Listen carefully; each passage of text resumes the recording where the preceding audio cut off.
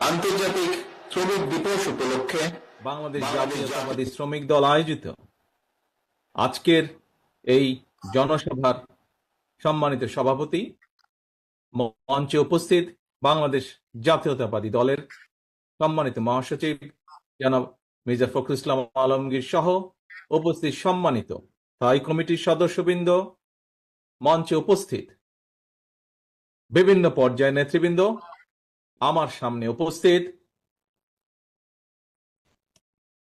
প্রিয় ভাই ও বোনেরা, শ্রমিক ভাই ও বোনেরা, আসসালামু আলাইকুম।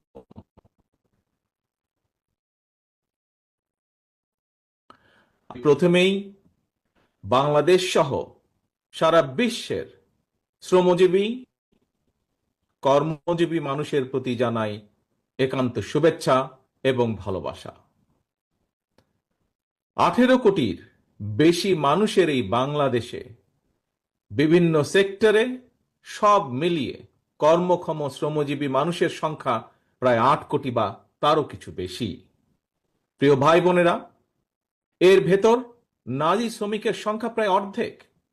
শ্রমজীবী কর্মজীবী এইসব মানুষেরাই আমাদের এই প্রিয় বাংলাদেশের উন্নয়ন এবং অর্থনীতির প্রাণ।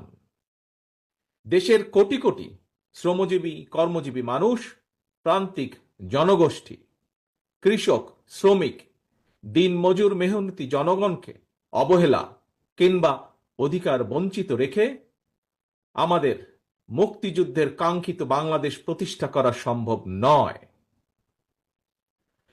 শ্রমজীবী কর্মজীবী প্রিয় ভাই ও বোনেরা, আপনারা যারা আজকের এই সমাবেশে হাজির হয়েছেন, অবশ্যই আপনাদের একটি লক্ষ্য বা উদ্দেশ্য রয়েছে, একটি প্রত্যাশা রয়েছে। কি সেই প্রত্যাশা, কি সেই উদ্দেশ্য? সেটি হলো এমন একটি গণতান্ত্রিক রাষ্ট্র, সরকার, সমাজ ব্যবস্থা আপনাদের আমাদের প্রত্যেকের প্রত্যাশা। এমন একটি কর্ম পরিবেশ আপনাদের প্রত্যাশা, যে রাষ্ট্র এবং সমাজ আপনাদের প্রত্যাশা এবং প্রাপ্তি নিশ্চিত করবে।